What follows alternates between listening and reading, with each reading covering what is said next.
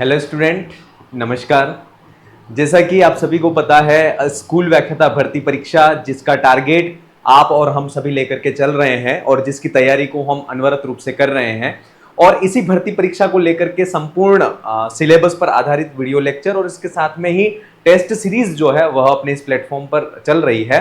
तो उस test series की बात करते हैं तो उसका जो भाषा विज्ञान है, सांख्य कारिका है, तर्क भाषा है, चारवाक दर्शन, इसका जो यूनिट टेस्ट हुआ था उस यूनिट टेस्ट का जो फर्स्ट पार्ट है उसका सॉल्यूशन हमने पिछली क्लास में देखा था। आज की जो क्लास है उसमें शेष अर्थात 51 से 100 क्वेश्चन जो थे उनके सॉल्यूशन और उनके आंसर क्या थे उसकी बात हम आज की क्लास में करेंगे। जो अभी भी इस टेस्ट सीरीज से नहीं जुड़े हैं वे भी इस टेस्ट सीरीज से जुड़ सकते हैं। 16 पेपर हैं और 16 पेपर में प्रत्येक 14 पेपर जो है उसमें 100 क्वेश्चन है और लास्ट के जो 2 पेपर हैं जो कि एज ए आरपीएससी का जो पैटर्न है परीक्षा का, उस पैटर्न पर आधारित संपूर्ण पाठ्यक्रम को आधार बना करके 2 टेस्ट जो है इसको शामिल किया गया है, जो कि टेस्ट बहुत जल्दी ही इसकी जो है वह घोषणा करेंगे और 2 टेस्ट हैं उनका आयोजन भी बहुत जल्दी होने वाला है। तो चलिए क्लास को स्टार्ट करते हैं। सबसे अगला क्वेश्चन जो है, जब 50 क्वेश्चन तक हमने कल देखा था, अगला 51 सवाल जो क्वेश्चन है उसकी बात करते हैं। सुमेलनम कुरुतः। अब यहां पर जो है वह सुमेलन करना है कि संयोगात्मक श्लिष्ट योगात्मक भाषा कौन सी है। बास्क है, जुलू है, मिस्त्री है या लैटिन है। तो इसमें संयोगात्मक श्लिष्ट योगात्मक जो भाषा है वह मिस्री भाषा है। ठीक है। इसके बाद है प्रश्लिष्ट योगात्मक। तो प्रश्लिष्ट योगात्मक के अंतर्गत जो भाषा आती है वह बास्क भाषा आती है। इसके बाद बहिर्मुखी संयोगात्मक भाषा। तो बहिर्मुखी संयोगात्मक भाषा के अंतर्गत लैटिन भाषा आती है। और अश्लिष्ट योगात्मक भाषा, अश्लिष्ट योगात्मक भाषा में जो भाषा आती है वह आती है जुलू आती है। तो इसका विकल्प जो है वह 3 जो है वह इसका सही आंसर है। देखिए, भाषा जो है उसको 2 प्रकार से बांटा गया था, पारिवारिक मूलक वर्गीकरण, दूसरा है आकृति मूलक वर्गीकरण। आकृति मूलक जो वर्गीकरण था उसकी बात करते हैं। तो आकृति मूलक जो वर्गीकरण है उस आकृति मूलक वर्गीकरण को 3 प्रकार से बांटा गया था। कौन कौन से? तो अश्लिष्ट योगात्मक, आकृति मूलक जो है उसको सबसे पहले तो 2 प्रकार से बांटा गया था। और कौन कौन सा? तो एक तो है अयोगात्मक और दूसरा जो प्रकार था इसका वह था योगात्मक। योगात्मक आकृति मूलक अयोगात्मक और दूसरा जो आकृति मूलक वर्गीकरण था वह था योगात्मक। ठीक है। अब अयोगात्मक जो है उसके अंदर एकाक्षर प्रधान जो भाषाएं हैं वह होती हैं, जिसमें स्थान सुर निपात जो है उनकी प्रधानता होती है। ऐसी चीनी आदि जो भाषाएं हैं, है ना, वह अयोगात्मक भाषा के अंतर्गत आती हैं। योगात्मक जो भाषाएं हैं उन योगात्मक आकृति मूलक वर्गीकरण के अंतर्गत इसके फिर 3 पार्ट किए थे। एक तो था अश्लिष्ट योगात्मक, अश्लिष्ट योगात्मक, श्लिष्ट योगात्मक और प्रश्लिष्ट योगात्मक। ठीक है, श्लिष्ट योगात्मक और प्रश्लिष्ट योगात्मक, ये इस प्रकार से इसके 3 भाग किए थे और इनके फिर अलग अलग जो है इनके भेद भी की, इनके अंतर्गत जो है वह भाषाएं भी आती हैं। ठीक है। तो इसका जो है वह आंसर जो था वह विकल्प 3 जो है वह इसका सही आंसर था। अगला क्वेश्चन है वह है हिब्रू भाषा। हिब्रू भाषा कस्य भाषा परिवारस्य भाषा अस्ति। ठीक है। चीनी परिवारस्य, भारोपीय परिवारस्य, सुडानी परिवारस्य, सामी हामी परिवारस्य। तो देखिए, हिब्रू भाषा जो है वह सामी हामी भाषा परिवार की भाषा है और सामी हामी भाषा परिवार जो है वह यूरेशिया खंड, 18 प्रकार की जो भाषाएं हैं उन 18 प्रकार की भाषाओं का 4 खंडों में उसका विभाजन किया है। यूरेशिया खंड है, अफ्रीकी खंड है, इसके बाद दूसरा है दक्षिण पूर्वी एशियाई खंड है या फिर अमेरिकी खंड है। इस प्रकार से 4 प्रकार से जो है वह इनका विभाजन किया गया था और उसके अंतर्गत जो सामी हामी भाषा है उसके वह यूरेशिया खंड जो है उस यूरेशिया खंड के अंतर्गत सामी हामी परिवार आता है और उस सामी परिवार की जो भाषा है उस सामी परिवार की भाषा के अंतर्गत हिब्रू भाषा जो है उस हिब्रू भाषा का स्थान है। तो इसका जो विकल्प 4 जो है वह इसका सही आंसर है। भाषा विज्ञान के जो वीडियो हैं वह YouTube पे हमारे चैनल पर अवेलेबल हैं। आप इस वीडियो के द्वारा इन भाषा परिवारों को किस तरह से याद करना है आप उनको वहां से जाकर के देख सकते हैं। अगला है केंतुम वर्गस्य भाषा नास्ति। देखिए सतम जो भारोपीय भाषा परिवार है, उन भारोपीय भाषा परिवार के अंतर्गत कितने भाषा परिवार हैं? तो 10 भाषा परिवार हैं। कितने परिवार हैं? 10 भाषा परिवार हैं। और इन 10 भाषा परिवारों को सतम और केंतुम इन दोनों वर्गों में बांटने का श्रेय किसको जाता है? तो ये जो श्रेय जाता है वह जॉन ब्रेडके, किसको जाता है? जॉन ब्रेडके महोदय जो है उनको ये सतम और केंतुम वर्ग जो है वह इन्होंने विभाजन किया था। सतम वर्ग के अंतर्गत जो भाषाएं आती हैं उसकी बात करते हैं। सतम वर्ग के अंतर्गत कौन कौन सी भाषाएं आती हैं? तो सतम वर्ग में सबसे पहली भाषा आती है वह है अवेस्था, संस्कृत, फारसी, हिंदी। ये जो भाषाएं हैं वह सतम वर्ग के अंतर्गत आती है। रूसी है, बाल्टिक है।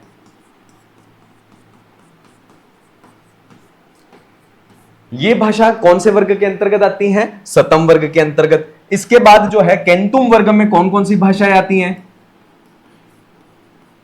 देखिए सतम वर्ग की प्रतिनिधि भाषा कौन सी है, ये परीक्षा में पूछ ले तो याद रखना सतम वर्ग की जो प्रतिनिधि भाषा है वह अवेस्ता है। केंतुम वर्ग की प्रतिनिधि भाषा कौन सी है? तो केंतुम वर्ग की प्रतिनिधि भाषा जो है वह लैटिन है। कौन सी है? लैटिन। और इनकी प्रतिनिधि भाषाएं जो है उनके संबंध में प्रश्न पूछा जाता है। सतम वर्ग की प्रतिनिधि भाषा अवेस्ता है, केंतुम वर्ग जो है उसकी प्रतिनिधि भाषा जो है वह लैटिन है। तो इसमें कौन कौन सी भाषा आती है? एक तो होती है लैटिन आती है, इसके बाद जो भाषा आती है वह इतालवी, लैटिन हो गया, इतालवी हो गया, ग्रीक हो गया, जर्मन हो गया, ग्रीक, जर्मन, फ्रेंच। ये सब जो भाषाएं हैं वह किसके अंतर्गत आती हैं? तो ये जो है वह केंतुम वर्ग के अंतर्गत आती हैं। ठीक है, तो इसमें जो पूछा गया है वह ये पूछा गया है कि केंतुम वर्गस्य भाषा नास्ति। तो इतालवी जो है वह केंतुम वर्ग की है, जर्मन जो है वह भी केंतुम वर्ग की है, फ्रेंच जो है वह भी केंतुम वर्ग की है, बाल्टिक जो भाषा है वह किसकी है? तो ये सतम वर्ग की है। तो इसका विकल्प 3 जो है वह इसका सही आंसर है। बाल्टिक जो भाषा है वह सतम वर्ग के अंतर्गत आती है, शेष भाषा है वह केंतुम वर्ग की है। तो विकल्प 3 जो है वह इसका सही आंसर है। ठीक है, चलिए अगला प्रश्न है असुमेलित विकल्पस्य चयनम कुरुतः। संवृत स्वर ई, विवृत स्वर आ, अर्ध संवृत स्वर ए ओ और अर्ध विवृत ऐ और औ। देखिए मुखाकृति के आधार पर, मुखाकृति के आधार पर स्वरों का विभाजन, मुखाकृति के आधार पर स्वरों का विभाजन किया गया है भाषा विज्ञान में।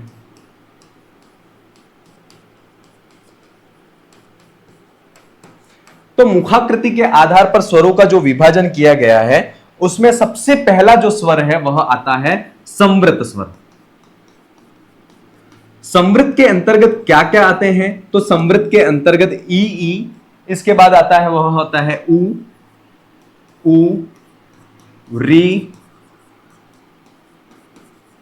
री और री।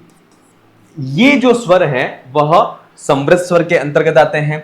अर्ध संवृत स्वर के अंतर्गत कौन कौन से स्वर आते हैं? दूसरा जो स्वर का प्रकार है वह है अर्ध संवृत। अर्ध संवृत के अंतर्गत जो आते हैं वह ए और ओ जो हैं वह अर्ध संवृत के अंतर्गत आते हैं। तीसरा जो है वह स्वर का प्रकार है अर्ध विवृत। और अर्ध विवृत के अंतर्गत जो स्वर आते हैं वह आते हैं ए आता है, ऐ आता है और औ। ये जो है वह अर्ध विवृत के अंतर्गत आते हैं। और चौथा जो स्वर का प्रकार है वह है विवृत स्वर। और विवृत स्वर के अंतर्गत जो स्वर आता है वह आता है आ आता है। क्या आता है? आ। तो ये जो है वह मुखाकृति के आधार पर स्वरों को 4 प्रकार से बांटा गया है, संवृत, अर्ध संवृत, अर्ध विवृत और विवृत। अब यहां पर प्रश्न जो है वह संवृत स्वर ई, ये तो सही है। ठीक है, विवृत आ, विवृत आ, ये जो है आ तो विवृत है लेकिन अविवृत नहीं है। अ किसके अंतर्गत आता है? अर्धविव्रत के अंतर्गत आता है। अर्धसंवृत ए ओ सही है, अर्धविव्रत ऐ और औ ये भी सही है, लेकिन ये जो है वह विकल्प 2 जो है वह इसका सही आंसर नहीं है, असुमेलित है। तो इसका सही आंसर क्या है? विकल्प 2 जो है वह इसका सही आंसर है। और अगले क्वेश्चन की तरफ बढ़ते हैं। उच्छिप्त व्यंजन अस्ति। अब देखिए भाषा विज्ञान है, भाषा विज्ञान को पढ़ रहे हैं तो उसमें हमें ध्वनियां जो है, स्वर और व्यंजन, इन स्वरों और व्यंजनों का विभाजन जो है जिह्वाकृति के आधार पर जो है वह अग्र, मध्य और पश्च 3 प्रकार से किया गया।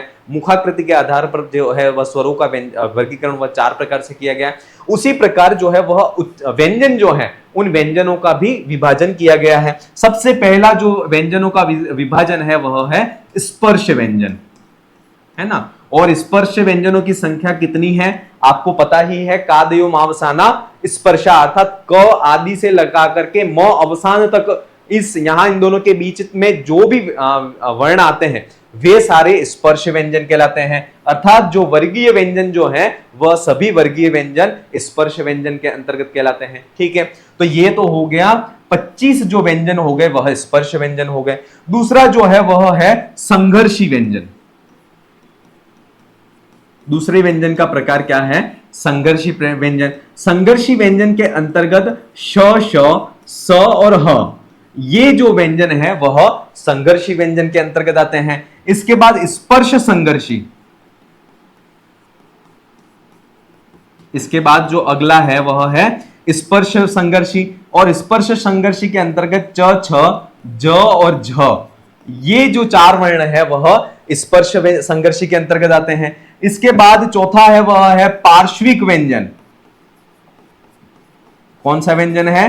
पार्श्विक व्यंजन। और पार्श्विक व्यंजन के अंतर्गत जो आता है वह ल आता है। और अगला व्यंजन का प्रकार है वह है लुंठित व्यंजन। और लुंठित व्यंजन के अंतर्गत र आता है। और फिर अगले व्यंजन की प्रकार की बात करें तो अर्धस्वर, क्या है? अर्ध स्वर। तो अर्ध स्वर के अंतर्गत कौन कौन से आते हैं? तो य और व जो है वह अर्ध स्वर के अंतर्गत आते हैं। इसके बाद है उच्छिप्त व्यंजन। उच्छिप्त व्यंजन में जो आते हैं वह ड और ढ, और अनुनासिक व्यंजन के अंतर्गत जो पंचमाक्षर हैं, अनुनासिक व्यंजन के अंतर्गत जो पंचमाक्षर हैं वह सभी पंचमाक्षर अनुनासिक व्यंजन के अंतर्गत आते हैं। क्लियर? तो यहां पर जो है यह वह तो क्या हो गए? अर्धस्वर हो गए। ड ढ उच्छिप्त व्यंजन हो गए। च छ जो है वह स्पर्श संघर्षी हो गए। ल जो है वह कौन सा हो गया? तो ल तो हो गया वह पार्श्विक व्यंजन हो गया।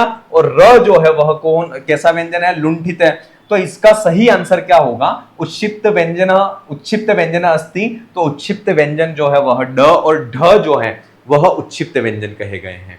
बाकी कौन से व्यंजन को क्या कहते हैं उसको हमने यहां पर बहुत अच्छी तरह से देखा है। ये क्वेश्चन जो है वह पिछली भर्ती परीक्षाओं में भी पूछा गया था। अर्धस्वर जो है वह कौन सा है? तो य और वह जो है वह अर्धस्वर के अंतर्गत आता है। और ये व्यंजनों का जो विभाजन है उसको आपको बहुत भली प्रकार से देख कर के ही जाना है।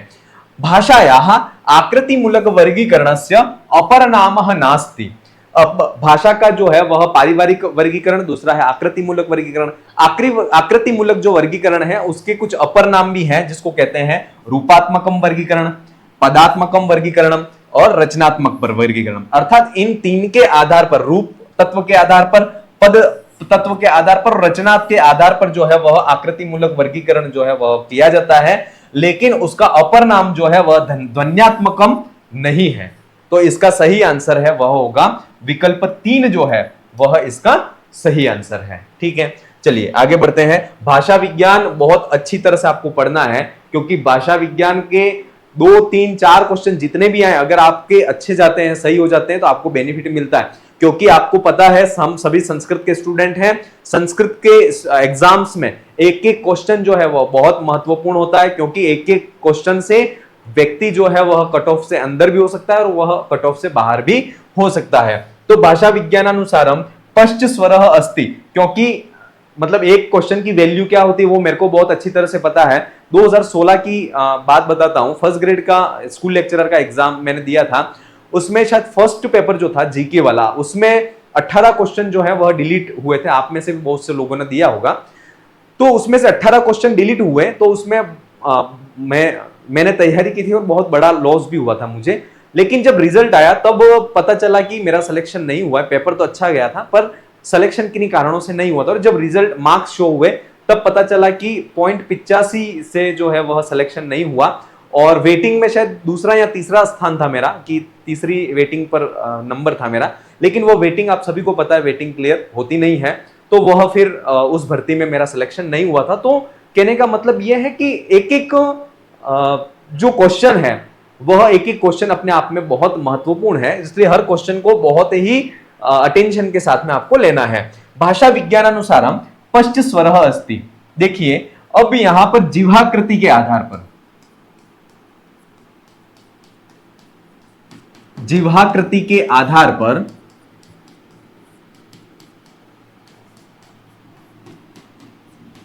पर स्वरों का वर्गीकरण। अब देखिए जिह्वाकृति के आधार पर जो है स्वरों का वर्गीकरण जो है वह 3 प्रकार से किया गया है। सबसे पहला जो है वह है अग्रस्वर। कौन सा स्वर हो गया? अग्रस्वर। और अग्रस्वर के अंतर्गत क्या क्या आते हैं? तो अग्रस्वर के अंतर्गत ई, ए, ऐ, री और री, ये जो है वह अग्रस्वर के अंतर्गत आते हैं। इसके बाद मध्य स्वर जो है, उस मध्य स्वर के अंतर्गत कौन कौन से स्वर आते हैं? तो मध्य स्वर के अंतर्गत जो स्वर आते हैं वह अ और आ जो हैं वह मध्य स्वर के अंतर्गत आते हैं। इसके बाद पश्च स्वर की बात करें हैं तो पश्च स्वर में कौन कौन से आते हैं? तो उ और ओ और औ, ये जो स्वर हैं वह पश्च स्वर के अंतर्गत आते हैं। तो ये जिह्वाकृति के आधार पर जो है वह स्वरों का वर्गीकरण कर लिया। मुखाकृति के आधार पर भी हमने देख लिया है और जिह्वाकृति के आधार पर भी स्वरों का जो वर्गीकरण है उसको हमने देखा है। तो यहां पर पूछा गया है कि भाषा विज्ञानानुसारम पश्च स्वरः अस्ति। तो यहां पर जो पश्च स्वर है ये ई है, वह कैसा है? अग्रस्वर है। आ जो है वह कैसा है? तो ये मध्य स्वर है। ए है वह कैसा है? तो ये अग्रस्वर है। और उ है वह क्या है? पश्च स्वर है। तो विकल्प 4 जो है वह इसका सही आंसर है कि जो उ है वह पश्च स्वर है। उ और ओ और औ, ये जो स्वर हैं वह पश्च स्वर के अंतर्गत आते हैं। तो इसका विकल्प 4 जो है वह सही आंसर है। अगला प्रश्न, ग्रीम महोदयस्य द्वितीय वर्ण परिवर्तन नियमानुसारम क त प ध्वनयः परिवर्तिताः भवन्ति। अब देखिए ग्रीम, ग्रासमान और वर्नर ध्वनि परिवर्तन के भाषा विज्ञान में 3 नियम हैं और उन तीनों नियमों का नाम क्या है? तो एक तो है ग्रीम नियम, दूसरा है ग्रासमान, तीसरा जो है वह है वर्नर नियम। ग्रीम, ग्रासमान और वर्नर नियम। ग्रीम जो है, इन ग्रीम महोदय ने 2 नियम दिए थे, ध्वनि परिवर्तन का प्रथम नियम और ध्वनि परिवर्तन का द्वितीय नियम। ध्वनि परिवर्तन का प्रथम नियम जो है वह भारोपीय भाषा और जर्मन भाषा, उन दोनों के संबंध के आधार पर जो है उस नियम का प्रतिपादन किया गया था। और ध्वनि परिवर्तन का ग्रीम महोदय का जो द्वितीय नियम है वह निम्न जर्मन और उच्च जर्मन, इन दोनों के संबंध के आधार पर जो है वह द्वितीय ध्वनि परिवर्तन का नियम जो है वह उसको प्रतिपादित किया गया था। तो यहां पर यह पूछा जा रहा है कि ग्रीम महोदय जो थे उनका द्वितीय ध्वनि परिवर्तन जो नियम था उसमें कौन कौन सी ध्वनियां किसमें परिवर्तित होती थी? तो ग, द, ब ध्वनि जो है वह क, त और प में परिवर्तित होती थी। ठीक है, फिर है क, त, प ध्वनि। क, त, प ध्वनि जो है वह ख, थ, फ में परिवर्तित होती थी। और ख, थ और फ ध्वनि, ख, थ और फ ध्वनि जो है वह ग, द और ब में परिवर्तित होती थी। क्लियर? तो ये जो है वह ग्रीम महोदय का द्वितीय ध्वनि परिवर्तन का नियम है। कैसा? द्वितीय ध्वनि परिवर्तन का नियम है। अब यहां पर पूछा गया है कि ग्रीम महोदय के द्वितीय वर्ण परिवर्तन के नियम के अनुसार क, त, प ध्वनि जो है, ये री क, त, प ध्वनि जो है वह किसमें परिवर्तित होती है? तो ये क, त, प ध्वनि जो है वह ख, थ और फॉर्म में परिवर्तित होती है। तो इसका विकल्प 4 जो है वह इसका सही आंसर है।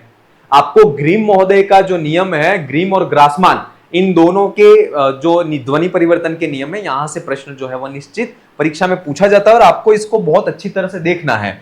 तो इसका विकल्प 4 जो है वह इसका सही आंसर है। चलिए अगला प्रश्न है, प्राकृत भाषा अस्ति, प्राकृत भाषा जो है वह कैसी है, ये यहां पर पूछा जा रहा है। अब इसको हम चार्ट के माध्यम से देखते हैं।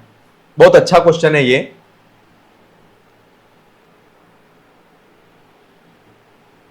हाँ, सबसे पहले जो है वह भाषा का वर्गीकरण जो है वह आकृति मूलक वर्गीकरण की बात करते हैं। तो आकृति मूलक वर्गीकरण है वह 2 प्रकार से किया गया है। आकृति मूलक वर्गीकरण जो है वह 2 प्रकार से है। एक तो है अयोगात्मक, दूसरा जो प्रकार है आकृति मूलक वर्गीकरण का वह है योगात्मक। पहला है अयोगात्मक, दूसरा है योगात्मक। अयोगात्मक के अंतर्गत जो है एकाक्षर प्रधान जो भाषा है, एकाक्षर जो प्रधान भाषा है, जैसे चीनी है, सूडानी है, ऐसी जो भाषाएं हैं वह अयोगात्मक के अंतर्गत आती हैं। एकाक्षर प्रधान भाषा जो है चीनी है, सूडानी है ना, इस तरह की भाषा जो है, बर्मी है, स्यामी है, ऐसी जो भाषाएं हैं वह अयोगात्मक अंतर्गत, इसके अंतर्गत आती है। इसको व्यास प्रधान भाषा भी कहते हैं। और यहां पर जो इसके अलावा योगात्मक की बात करते हैं तो योगात्मक जो भाषा है वह 3 प्रकार की होती हैं। कौन कौन सी? तो योगात्मक भाषाएं सबसे पहले तो है अश्लिष्ट, अश्लिष्ट योगात्मक, अश्लिष्ट योगात्मक, श्लिष्ट योगात्मक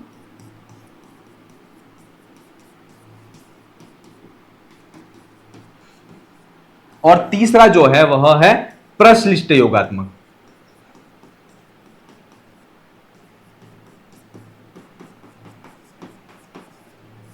ये 3 प्रकार जो है वह इस योगात्मक भाषा के होते हैं। ठीक है, तो अब हम जो देखेंगे वह यहां पर जो श्लिष्ट योगात्मक है, कैसी है? श्लिष्ट योगात्मक। इस श्लिष्ट योगात्मक भाषा की बात करते हैं कि इस, क्योंकि विकल्प जो है उस विकल्प में सारे वही हैं। ठीक है, तो श्लिष्ट योगात्मक जो भाषा है ये, इसके भागों की बात करते हैं और उसके अंतर्गत कौन कौन सी भाषाएं आती हैं उसकी बात करते हैं। ये डायग्राम यहां तक आपको समझ में आ गया होगा, तो इसके आगे वाला डायग्राम आपको आ जाएगा समझ में। तो सबसे पहला जो है वह है श्लिष्ट योगात्मक भाषा।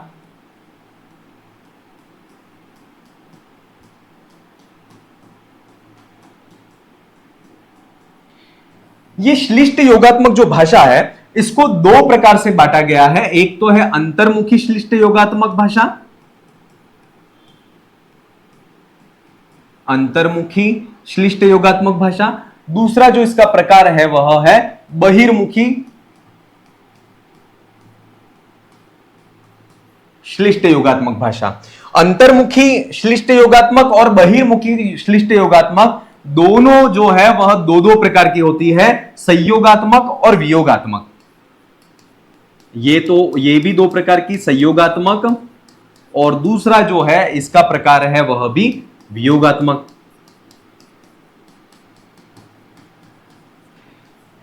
ऐसे ही ऐसे बहिर्मुखी जो भाषा है वह भी संयोगात्मक और वियोगात्मक 2 प्रकार की है।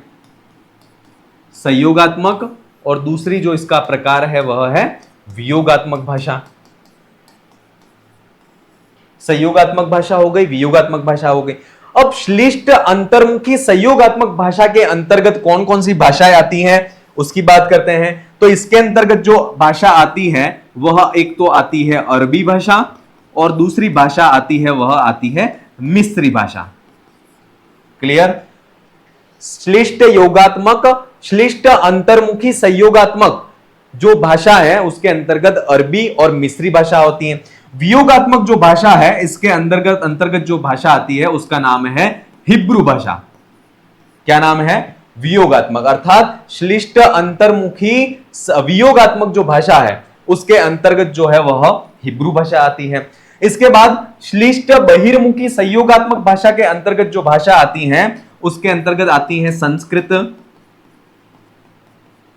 संस्कृत है, ग्रीक है, इसके बाद है अवेस्था है, अवेस्था हो गया, लैटिन हो गया, संस्कृत हो गया, इसके बाद प्राकृत हो गया। ये सारी भाषाएं जो हैं वह श्लिष्ट योगात्मक बहिर्मुखी संयोगात्मक भाषा के अंतर्गत आती हैं। और वियोगात्मक जो भाषा है उस वियोगात्मक भाषा के अंतर्गत हिब्रू भाषा यहां पर हो गई है, अंग्रेजी है, हिंदी भाषा है, वह भाषा इसके अंतर्गत आती है। अंग्रेजी भाषा है, हिंदी भाषा है, ये भाषाएं जो हैं वह वियोगात्मक भाषा के अंतर्गत आती हैं। और परीक्षा में इसका जो प्रश्न है वह क्या पूछा गया है कि प्राकृत भाषा है, तो प्राकृत भाषा कैसी है? येरी प्राकृत भाषा कैसी है? श्लिष्ट बहिर्मुखी संयोगात्मक भाषा है। ठीक है, श्लिष्ट बहिर्मुखी संयोगात्मक। तो देखिए श्लिष्ट ये योगात्मक भाषा, अगर थोड़ा सा डीप में जाकर के अगर प्रश्न पूछ ले तो वहां पर संयोगात्मक है या वियोगात्मक है, इस तरह के ऑप्शन भी आपको परीक्षा में मिल सकते हैं। लेकिन यहां पर श्लिष्ट योगात्मक ही ऑप्शन में है, तो वह जो भाषा है ये प्राकृत भाषा जो है वह उसका जो विभाजन है वह किस प्रकार से किया गया है उसकी बात यहां कही गई है। तो जो प्राकृत भाषा है वह सीधी सी बात करें तो वह श्लिष्ट योगात्मक भाषा के अंतर्गत आती है। डीप में जाकर के विकल्प आते हैं तो वह श्लिष्ट योगात्मक के अंतर्गत बहिर्मुखी प्रकार, बहिर्मुखी का भी संयोगात्मक जो प्रकार है उसके अंतर्गत जो है वह प्राकृत भाषा आती है। तो इसका जो विकल्प है वह विकल्प 4 जो है वह इसका सही आंसर है। अगला प्रश्न है, बभूव पदम कस्य ध्वनि परिवर्तन नियमस्य उदाहरणमस्ति। अब ये जो नियम है वह क्या हुआ था, ग्रीम ने ध्वनि परिवर्तन का प्रथम नियम और द्वितीय नियम दिया था। तो इस प्रथम नियम और द्वितीय नियम के बाद ग्रासमान महोदय जो थे, कौन थे? ग्रासमान महोदय। इस ग्रासमान महोदय ने ग्रीम नियम जो था उस ग्रीम नियम का संशोधन किया था। क्या किया था? ग्रीम महोदय ने जो नियम दिया था उसका संशोधन किया था। इनका कहना यह था कि संस्कृत भाषा की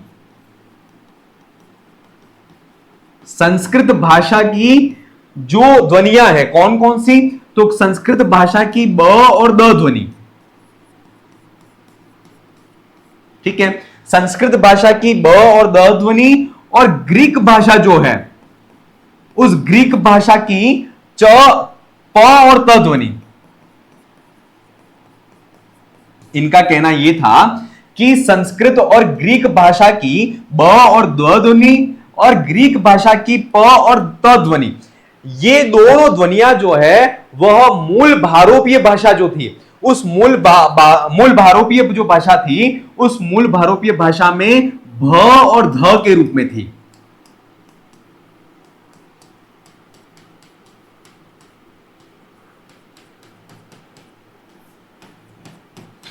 भारोपीय भाषा से ही संस्कृत और ग्रीक का विकास हुआ है। ठीक है, तो संस्कृत भाषा का विकास और ग्रीक भाषा का विकास मूल भारोपीय भाषा से हुआ। तो जब मूल भारोपीय भाषा में संस्कृत की ब और द ध्वनियां थी वह भ और ध के रूप में थी, ग्रीक भाषा जो थी उसका प और त ध्वनि जो है वह भ और ध ध्वनि के रूप में थी। ठीक है, तो जो है वह इसका किस प्रकार से विकास हुआ, तो जब भारोपीय भाषा की भ और द ध्वनियां जो हैं वह संस्कृत भाषा में वह ब और द के रूप में, अर्थात भ ध्वनि है वह ब के रूप में, ध ध्वनि है वह द के रूप में परिवर्तित हो जाती है। और वही संस्कृत से जब ग्रीक का विकास होता है तो वह ब ध्वनि है वह प में और द ध्वनि है वह त में परिवर्तित हो जाती है। ठीक है, जैसे इसका डायग्राम है उस डायग्राम से देखते हैं अपन। तो मूल भारोपीय जो भाषा है उस मूल भारोपीय परिवार में, भाषा परिवार में शब्द था बभार। क्या था? बभार। तो बभार जो है ये भ है, वह भ जब मूल भारोपीय भाषा से संस्कृत अलग हुई तब वह भ जो है वह ब में परिवर्तित हो जाता है और शब्द बनता है बभार बनता है। क्या बनता है? बभार। और जब वही बभार जो है मूल भारोपीय भाषा से जब ग्रीक भाषा का विकास होता है तो वही जो बभार शब्द है वह बन करके क्या बन जाता है, तो वह बनता है पेफू का। क्या बनता है? पेफू का बनता है। अर्थात वह जो भ है वह किसमें परिवर्तित हो जाता है? प में परिवर्तित हो जाता है। अगली जो ध्वनि है वह है दधामी। दधामी है ना, तो वह ध जो है वह संस्कृत में किसमें परिवर्तित हो जाता है? तो दधामी में, द में परिवर्तित हो जाता है। और वही ध जो है वह ग्रीक भाषा में जो परिवर्तित होता है वह होता है तिथेमी। वह जो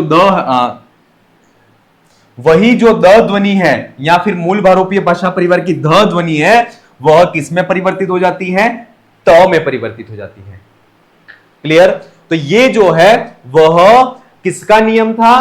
तो ये जो है वह ग्रासमान महोदय का नियम था, जिन्होंने ग्रीम जो नियम था उस ग्रीम नियम का संशोधन किया था। उनका कहना यह था कि जो मूल भारोपीय भाषा है उस मूल भारोपीय भाषा में जो भ और ध ध्वनि है, भ और ध ध्वनि जो है, उस भ और ध ध्वनि जो है वह संस्कृत भाषा में वह भ ध्वनि ब में परिवर्तित हो जाती है और ध ध्वनि जो है वह द में परिवर्तित हो जाती है। और वही मूल भारोपीय भाषा परिवार से ग्रीक का जब विकास होता है तो वही भ ध्वनि प में परिवर्तित हो जाती है और ध ध्वनि जो है वह त में परिवर्तित हो जाती है। तो यहां पर जो बभूव पद है, क्या है?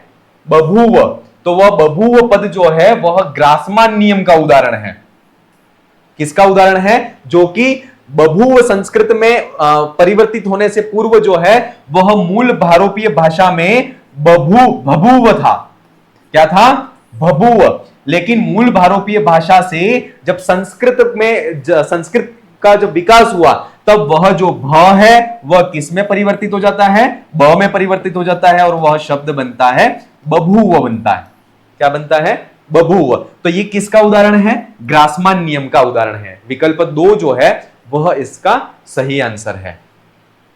अगला प्रश्न, चार्वाक मतानुसारम केभ्य भूतेभ्यो चैतन्यम उपजायते। अब चार्वाक जो मतानुयायी है उस चार्वाक मतानुयायी के अनुसार जो है वह 4 महाभूत तत्वों के द्वारा जो है वह चैतन्य की उत्पत्ति होती है। कौन कौन से है 4? तो सबसे पहला है वह है अग्नि, वायु, जल और पृथ्वी।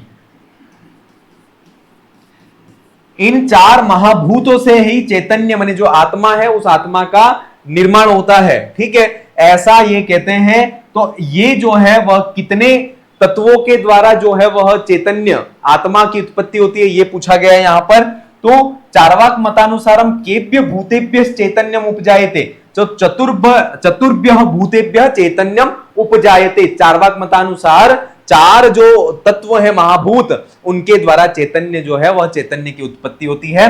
विकल्प 3 जो है वह इसका सही आंसर है। ठीक है, चलिए अगला प्रश्न, देह छेदो मोक्षः मन्यन्ते।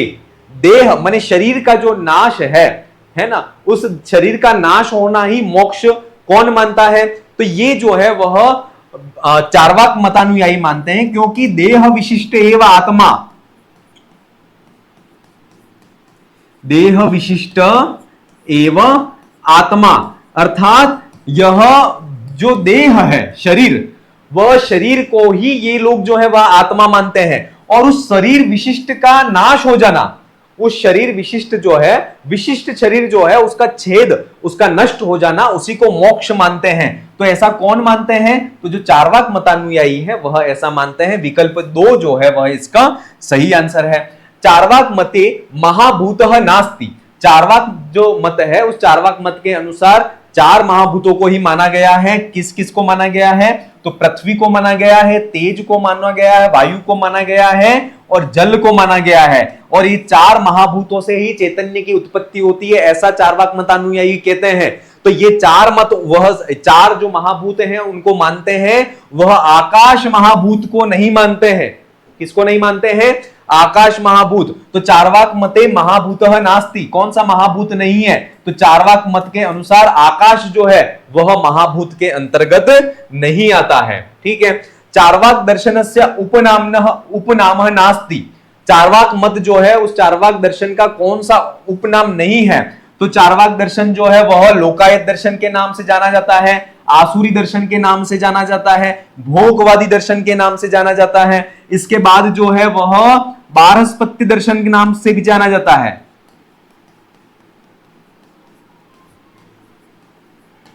बारहस्पत्य दर्शन के नाम से भी ये जाना जाता है, लेकिन ये जो दर्शन है वह क्षणिकवाद के नाम से नहीं जाना जाता। क्षणिकवादी दर्शन कौन सा है, क्षणिकवादी जो दर्शन है वह बौद्ध दर्शन जो है वह क्षणिकवादी दर्शन कहा गया है। ठीक है, तो इसका जो चार्वाक दर्शन का उपनाम कौन सा नहीं है, तो इसका उपनाम क्षणिकवादी जो दर्शन है वह इसका उपनाम नहीं है। विकल्प 1 जो है वह इसका सही आंसर है। चलिए अगले क्वेश्चन की तरफ बढ़ते हैं। अगला क्वेश्चन है त्रैगुण्य विपर्ययात इत्येषः हेतु वर्तते। अब यहां पर ये जो त्रैगुण्य विपर्ययात ये जो हेतु है वह किसके सिद्धि के लिए दिया गया है, तो आपको पता है कि पुरुष बहुत्व सिद्धांत जो है वह सांख्य दर्शन में दिया गया है, और वहां पर कहा गया है जन्म मरण करणानां प्रतिनियमात् अयुगपत् प्रवृत्तिश्च पुरुषम बहुत्व सिद्धम त्रैगुण्य विपर्ययाच्चैव। अब यहां पर जो कह रहे हैं वह पुरुष जो है वह बहुत्व अर्थात जो बहुत्व सिद्धांत है, पुरुष जो है वह एक नहीं है, प्रत्येक जो व्यक्ति है उसमें आत्मा पृथक पृथक है, और प्रत्येक आत्मा की सत्ता पृथक पृथक होने के कारण जो है वह पुरुष बहुत्व जो है वह पुरुष बहुत्व भी सिद्ध होता है। तो उसके लिए इन्होंने हेतु दिया है, सबसे पहला दिया है वह जननम मरण करणानाम प्रतिनियमात, अर्थात प्रत्येक व्यक्ति या प्रत्येक आत्मा जो है उसका जन्म या प्रत्येक जीव का जो जन्म है वह पृथक पृथक होता है, इसलिए आत्मा जो है वह पृथक है, पुरुष बहुत्व है। मरण जो है अर्थात जीव का जो मरण है वह भी प्रत्येक का पृथक अलग अलग होता है, इसलिए भी पुरुष बहुत्व सिद्ध होता है। और करण अर्थात जो इंद्रियां हैं उन इंद्रियों के जो विषय हैं वह भी प्रत्येक व्यक्ति के अलग अलग देखे जाते हैं, है ना, इस हिसाब से जो है वह पुरुष बहुत्व सिद्ध होता है। और अयुगपत् प्रवृत्तिश्च अर्थात अगर प्रत्येक व्यक्ति अर्थात संसार में एक ही आत्मा की सत्ता को स्वीकार करें तो सबकी जो है वह प्रवृत्ति एक कार्य के प्रति एक साथ होनी चाहिए। जैसे राम खाना खाने बैठा है तो श्याम लाल है, इसके बाद है जितने भी मनुष्य जितने हैं वो सभी उस टाइम पे खाना खा रहे होंगे क्योंकि सबकी आत्मा एक है, लेकिन ऐसा होता नहीं है। प्रत्येक व्यक्ति की जो प्रवृत्ति है वह अलग अलग होती है।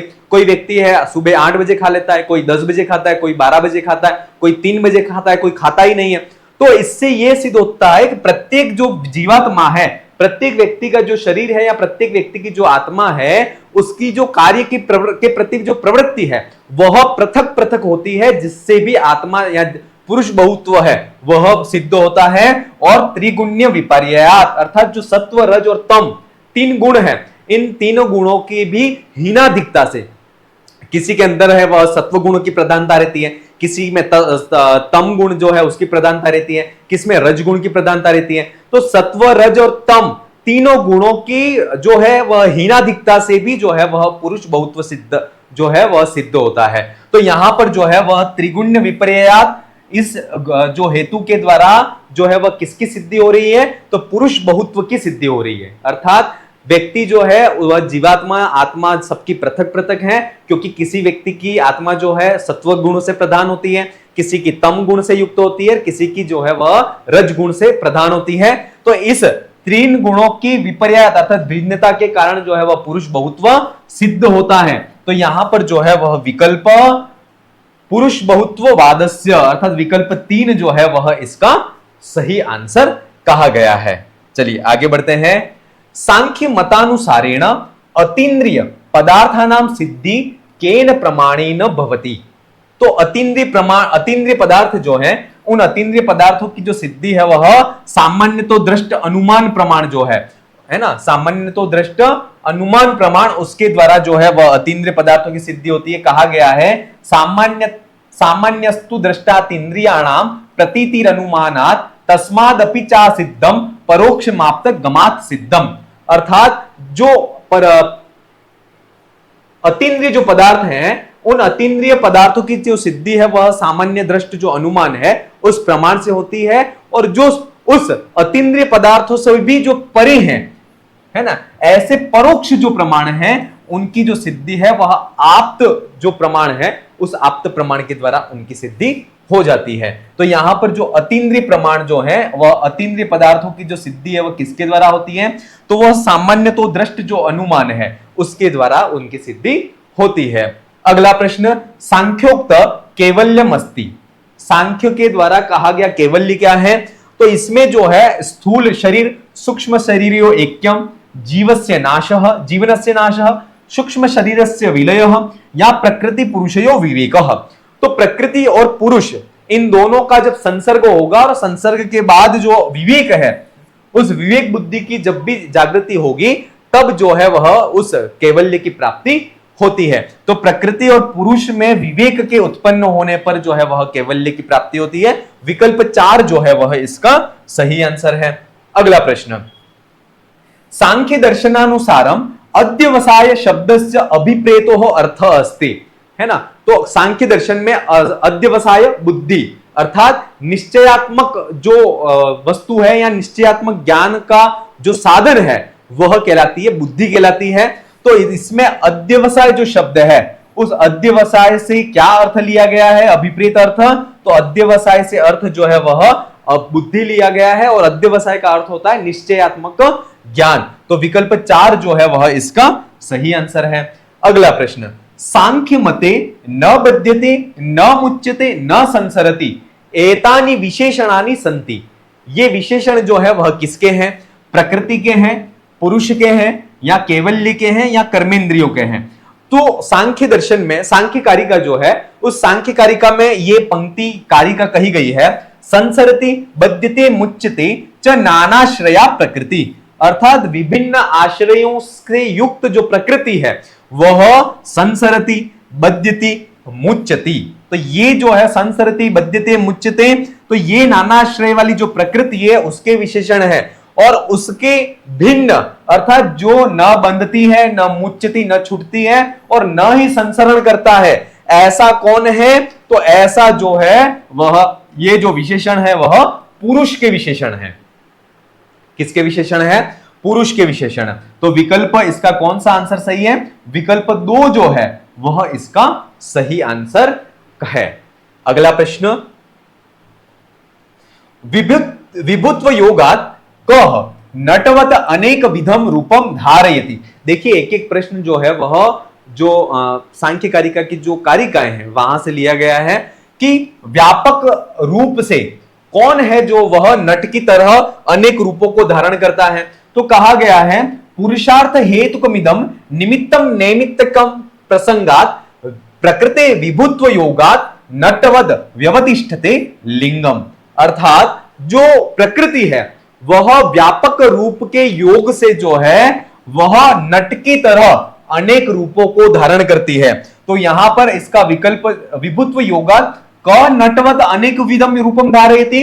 तो जो व्यापक योग से जो प्रकृति है वह अनेक प्रकार के नट के समान रूपों को धारण करती है। तो विकल्प 1 जो है वह इसका सही आंसर है। अगला प्रश्न, सांख्य मतानुसारम बुद्धे सात्विक रूपम नास्ति। देखिए बुद्धि के जो है वह 8 गुण हैं। कितने हैं, बुद्धि के 8 गुण कहे गए हैं सांख्य दर्शन में।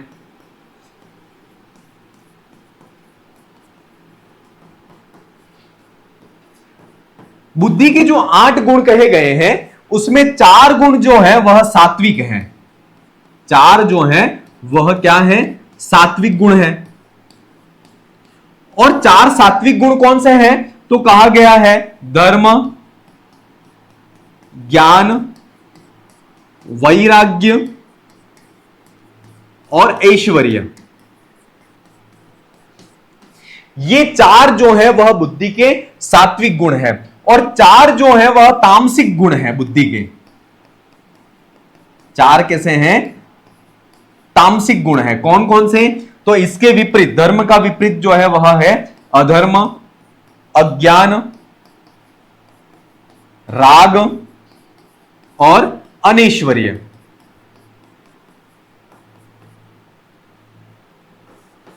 ये जो है वह बुद्धि के चार तामसिक गुण है। तो यहां पर पूछा गया है सांख्य मतानुसार बुद्धि सात्विक रूपम नास्ति, बुद्धि का सात्विक रूप कौन सा है? तो बुद्धि का धर्म जो है वह सात्विक रूप है, ज्ञान है जो भी सात्विक रूप है, वैराग्य जो है वह भी सात्विक रूप है, अनैश्वर्य जो है, ऐश्वर्य जो है वह सात्विक रूप है, ऐश्वर्य का विपरीत अनैश्वर्य, अनैश्वर्य जो है वह सात्विक गुण नहीं है, ये बुद्धि का कैसा गुण है? ये बुद्धि का तामसिक गुण है। कैसा गुण है? बुद्धि का तामसिक गुण कहा गया है। तो विकल्प 3 जो है वह इसका सही आंसर है। ठीक है, चलिए अगला प्रश्न, पर्वतोऽयं वह्निमानः इतीदम उदाहरणम कस्य प्रमाणस्य। देखिए तर्क भाषा में न्याय दर्शन का जो ग्रंथ है तर्क भाषा, उसमें 4 प्रमाणों की बात की गई है। प्रमाण चार कौन से हैं? प्रत्यक्ष,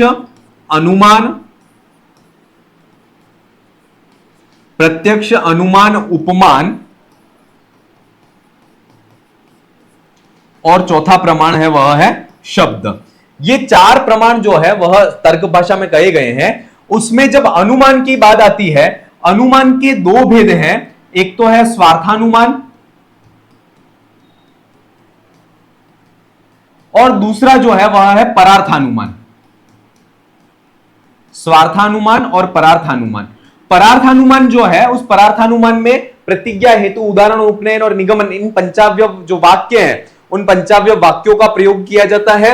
और उसमें पर्वतोऽयं वह्निमानः, ये जो उदाहरण है वह प्रतिज्ञा का उदाहरण है। किसका उदाहरण है? प्रतिज्ञा का उदाहरण है। और प्रतिज्ञा का प्रयोग कहां पर होता है? पंचावयव वाक्यों में। प्रतिज्ञा जो है वह पंचावयव वाक्यों के अंतर्गत आती है। पंचावयव वाक्यों का प्रयोग कहां होता है? परार्थानुमान में होता है। और ये किसका भेद है? अनुमान। इसलिए ये पर्वतोऽयं वह्निमानः, इसका संबंध किससे है ये परीक्षा में पूछा गया है और इस पेपर में पूछा गया। और इसका विकल्प 4 जो है वह इसका सही आंसर है कि इसका संबंध जो है वह अनुमान प्रमाण के साथ में है। तो विकल्प 4 जो है वह इसका सही आंसर है। चलिए अगला प्रश्न की तरफ बढ़ते हैं। तर्क भाषानुसारम साक्षात्कारी प्रमा का। देखिए आपको पता है प्रमाकरणम प्रत्यक्षम, साक्षात्कारी प्रमाकरणम प्रत्यक्षम, ये बात कही गई है ना। और साक्षात्कारी प्रमा इंद्रियजा, साक्षात्कारी प्रमा इंद्रियजा।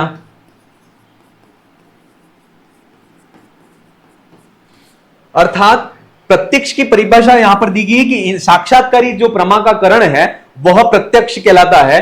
और वह साक्षात्कारी प्रमा जो है वह किससे उत्पन्न होती है? तो साक्षात्कारी प्रमा इंद्रियजा, अर्थात जो इंद्रियां हैं उन इंद्रियों के द्वारा उत्पन्न होती है। और वह साक्षात्कारी प्रमा कितने प्रकार की है? तो वह 2 प्रकार की कही गई है। एक तो है सविकल्पक प्रमा और दूसरा जो है वह है निर्विकल्पक प्रमा। तो यहां पर यह पूछा गया है कि साक्षात्कारी जो प्रमा है वह किससे उत्पन्न होती है? तो साक्षात्कारी प्रमा इंद्रियजा, अर्थात इंद्रियों के द्वारा उत्पन्न होती है। विकल्प 1 जो है वह इसका सही आंसर है। तर्क भाषानुसारेण असमवायी कारणस्य उदाहरणमस्ति। देखिए कारण 3 है, समवायी, असमवायी और निमित्त कारण। ठीक है, तो समवायी जो कारण है वह तंतु, सबसे पहला जो समवायी कारण है उस समवायी कारण का उदाहरण कौन सा है?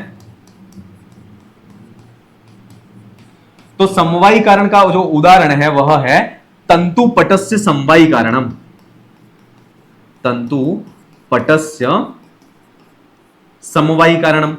असमवायी कारण जो है उस असमवायी कारण के अंतर्गत आता है तंतु संयोग, तंतु संयोग पटस्य असमवायी कारणम।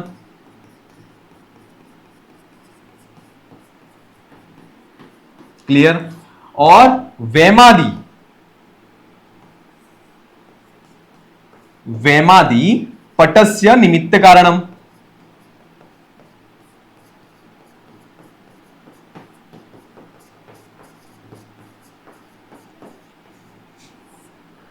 क्लियर? तंतु पटस्य समवायी कारणम, तंतु संयोग पटस्य असमवायी कारणम, और वेमादि जो है वह पटस्य निमित्त कारणम। अब यहां पर यह पूछा गया है तर्क भाषानुसारेण असमवायी कारणस्य उदाहरणम अस्ति, तो असमवायी कारण का उदाहरण क्या है? तो तंतु संयोग पटस्य असमवायी कारणम, विकल्प 2 जो है वह इसका सही आंसर है। ठीक है, चलिए अगले प्रश्न की तरफ बढ़ते हैं। भाषा दृष्टया अग्रस्वर अस्ति। अब ये जो यहां पर जो बात कर रहे हैं यहां पर वह मुखाकृत अग्रस्वर, मध्य स्वर और पश्च स्वर, जो 3 प्रकार के स्वर जो हैं वह जिह्वाकृति के आधार पर यह विभाजन किया गया है। और उसमें भाषा की दृष्टि से अग्रस्वर कौन सा है? तो अग्रस्वर जो है उसके अंतर्गत जो है वह ई जो है ये अग्रस्वर के अंतर्गत आती है। ई जो है वह अग्रस्वर के अंतर्गत आता है, तो इसका जो विकल्प 1 जो है वह विकल्प 1 जो है इसका सही आंसर है। अगला प्रश्न, आकृति मूलक वर्गीकरणों, आकृति मूलक वर्गीकरणे हिब्रू भाषा मन्यते।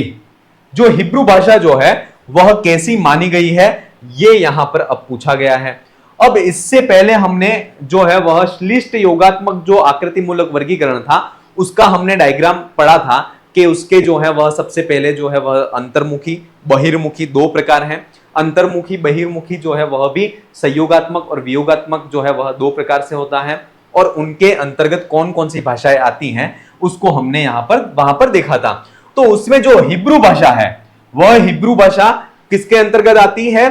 तो हिब्रू भाषा श्लिष्ट अंतर्मुखी वियोगात्मक के अंतर्गत आती है। उसको अपन देखते हैं, उस डायग्राम को जब हमने उसको पढ़ा था।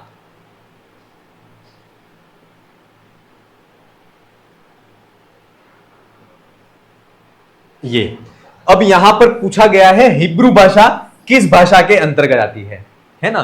तो हिब्रू भाषा अंतर्मुखी वियोगात्मक, श्लिष्ट योगात्मक अंतर्मुखी वियोगात्मक भाषा के अंतर्गत जो है वह हिब्रू भाषा आती है, और वही चीज है वह वहां पर पूछी गई है। चलिए, तो श्लिष्ट अंतर्मुखी वियोगात्मक जो भाषा है वह हिब्रू भाषा है। तो विकल्प जो है वह विकल्प 4 जो है वह इसका सही आंसर है, श्लिष्ट अंतर्मुखी वियोगात्मक। ठीक है, चलिए आगे बढ़ते हैं। असुमेलितम युग्मम युग्मस्य चयनम कुरुतः। यहां पर जो है वह कौन सा विकल्प जो है वह गलत है उसका हमें चयन करना है। अयोगात्मक भाषा तिब्बती भाषा, एकदम सही आंसर है, सही बात है ये कि अयोगात्मक जो भाषा के अंतर्गत है वह तिब्बती भाषा आती है। दूसरा जो है वह विकल्प है श्लिष्ट योगात्मक भाषा संस्कृत। ये भी बात सही है कि श्लिष्ट योगात्मक जो भाषा है उस श्लिष्ट योगात्मक के अंतर्मुखी श्लिष्ट योगात्मक जो भाषा है उस श्लिष्ट योगात्मक के संयोग अंतर्मुखी बहिर्मुखी और बहिर्मुखी के अंतर्गत जो है वह ये संस्कृत भाषा जो है वह आती है। तीसरा जो है वह है प्रश्लिष्ट योगात्मक भाषा तुर्की। अब यहां पर जो है वह प्रश्लिष्ट योगात्मक भाषा तुर्की, तुर्की जो भाषा है वह प्रश्लिष्ट योगात्मक नहीं है। तुर्की जो भाषा है वह प्रश्लिष्ट योगात्मक नहीं है, अपितु तुर्की जो भाषा है वह अश्लिष्ट योगात्मक है। कैसी है तुर्की भाषा? अश्लिष्ट योगात्मक है। तो प्रश्लिष्ट योगात्मक जो भाषा है उस प्रश्लिष्ट योगात्मक भाषा के अंतर्गत कौन कौन सी भाषाएं आती हैं? तो चेरोकी है, इसके बाद एस्किमो भाषा है, बास्क भाषा है।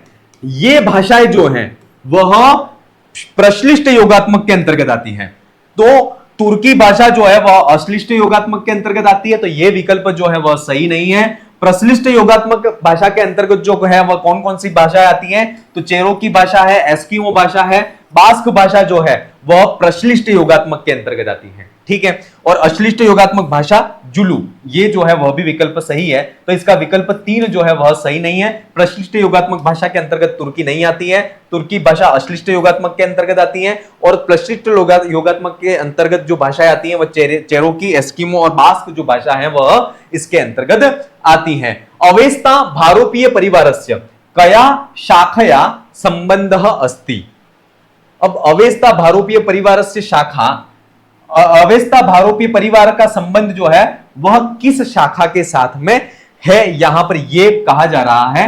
तो इसका जो संबंध है वह भारत ईरानी जो शाखा है, उस भारत ईरानी शाखा के साथ में इसका संबंध है। तो विकल्प 4 जो है वह इसका सही आंसर है। अगला प्रश्न, यूरेशिया खंडस्य भाषा परिवारः नास्ति। देखिए 18 प्रकार की जो भाषाएं हैं, उन 18 प्रकार की भाषाओं को 4 खंडों में बांटा गया था। कौन कौन से खंड हैं? तो सबसे पहला खंड था वह था यूरेशिया खंड। दूसरा जो खंड था वह था अफ्रीकी खंड।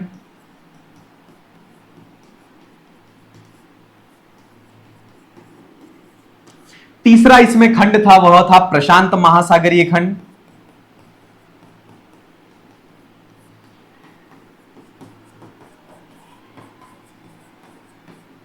प्रशांत महासागरीय खंड।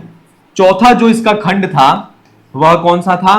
तो इसका चौथा खंड था वह था अमेरिकी खंड। ये 4 खंड थे और इन 4 खंडों को हमने शॉर्ट ट्रिक्स के माध्यम से भी मैंने बताया था लास्ट जब क्लास ली थी उसमें। अब यूरेशिया खंड जो है उसकी बात करते हैं। तो यूरेशिया जो खंड है उसके अंतर्गत कितने भाषा परिवार आते हैं? तो यूरेशिया खंड जो है उसके अंतर्गत 10 भाषा परिवार आते हैं और उस 10 भाषा परिवार को याद करने की एक शॉर्ट ट्रिक थी और वह थी चीन ने भारत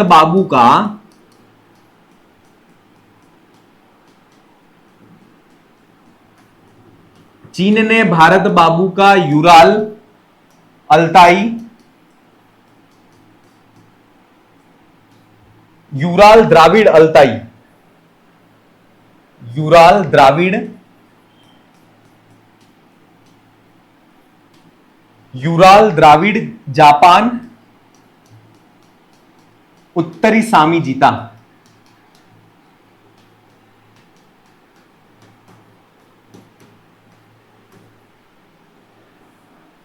उत्तरी सामी जीता, ये जो है वह शॉर्ट ट्रिक्स है और इसके अंतर्गत यूरेशिया जो खंड है उसकी 10 भाषा जो है उन 10 भाषा परिवारों को याद कर सकते हैं। सबसे पहला जो है वह है चीनी भाषा परिवार।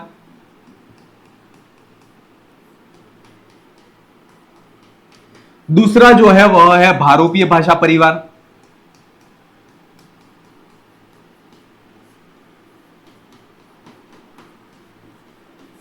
तीसरा जो है वह है बास्क भाषा परिवार।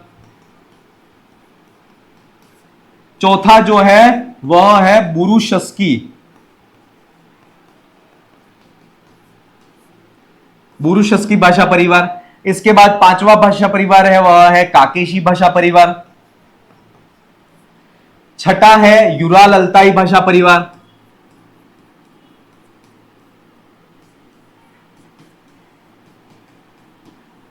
यूराल अल्ताई भाषा परिवार। 7वां है द्राविड़ भाषा परिवार।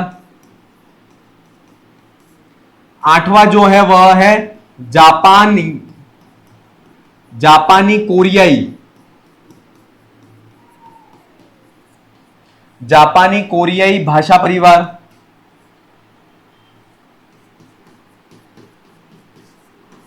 9वां है अत्युत्तरी भाषा परिवार।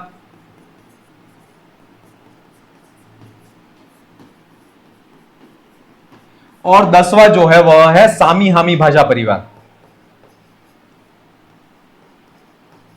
सामी हामी भाषा परिवार। अब प्रश्न यह है कि यूरेशिया खंड की कौन सी भाषा परिवार नहीं है?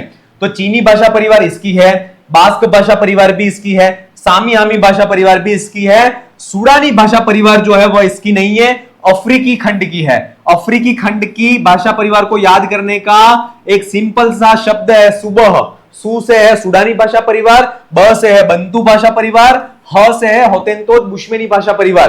तो ये जो है वह सुबह जो है उसके द्वारा अफ्रीकी भाषा खंड परिवार को याद कर सकते हैं और सूडानी भाषा जो है वह अफ्रीकी खंड की है, यूरेशिया खंड की नहीं है। तो विकल्प 3 जो है वह इसका सही आंसर है। ग्रासमान नियमेन संबंधित ध्वनयः सन्ति। अब ग्रासमान नियम जो है उन्होंने ग्रासमान नियम का संबंध जो है वह ग्रिम नियम से है। ग्रिम नियम का जो संशोधन है वही ग्रासमान नियम है, ठीक है। तो ग्रासमान नियम का कहना क्या था कि जो ग्रिम नियम है उस ग्रिम नियम में कौन कौन सी ध्वनियां हैं? तो ग्रिम नियम में जो भ और ध ध्वनि है, ग्रीम नियम जो है उसका कहना यह था कि भारोपीय भाषा, मूल भारोपीय भाषा परिवार की भ और ध जो ध्वनि है, वही भ और ध ध्वनियां जो है ये मूल भारोपीय परिवार की,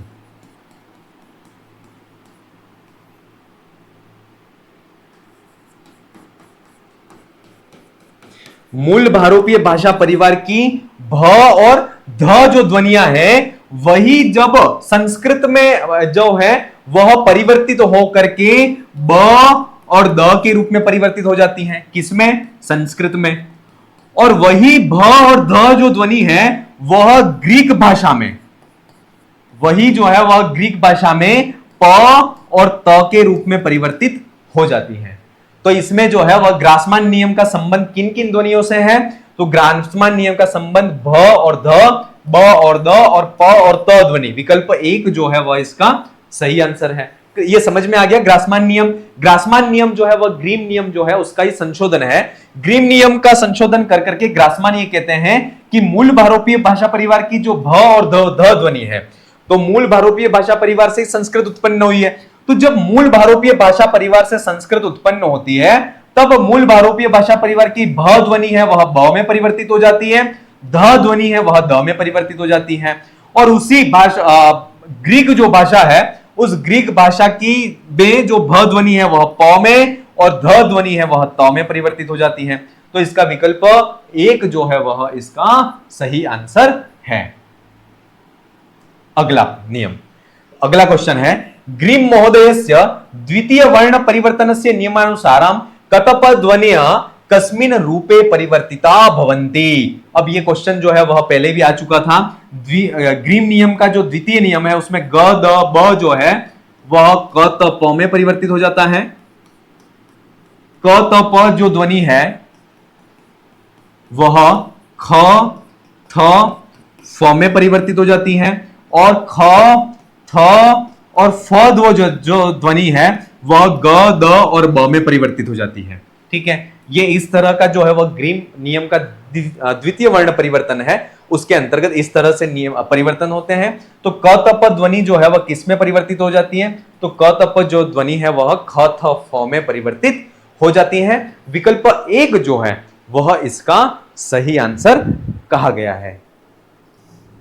चलिए अगले क्वेश्चन की तरफ बढ़ते हैं। इंद्रियार्थ सन्निकर्षस्य अवांतर व्यापारः अस्ति। इंद्रियार्थ सन्निकर्ष जो है उसका अवांतर व्यापार क्या? तर्क भाषा से क्वेश्चन है। तो जैसा कि आपको पता है कि इंद्रियार्थ सन्निकर्ष करण है वह कितने हैं? तो करण 3 है। कौन कौन से? तो एक तो है इंद्रिय, इंद्रियार्थ सन्निकर्ष, इंद्रियार्थ सन्निकर्ष।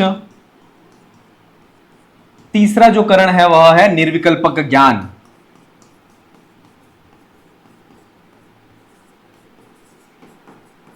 तीन करण और 3 करणों के अवांतर व्यापार, और अवांतर व्यापार के अलावा जो फल है वह भी हमें पता होना चाहिए। तो इनके अवांतर व्यापार क्या है? तो इंद्रिय जो है उसका अवांतर व्यापार है इंद्रियार्थ सन्निकर्ष। इंद्रियार्थ सन्निकर्ष जो है वह इसका अवांतर व्यापार हो गया। इंद्रियार्थ सन्निकर्ष जो करण है उसका अवांतर व्यापार जो है वह क्या है? तो वह हो गया निर्विकल्पक ज्ञान।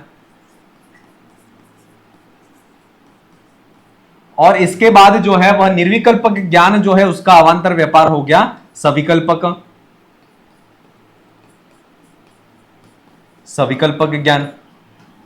ठीक है, अब यहां इनका फल क्या है यह भी हमें तीनों करणों का पता होना चाहिए। तो इंद्रियार्थ सन्निकर्ष है उसका इंद्रिय जो है उसका फल जो है वह है निर्विकल्पक ज्ञान।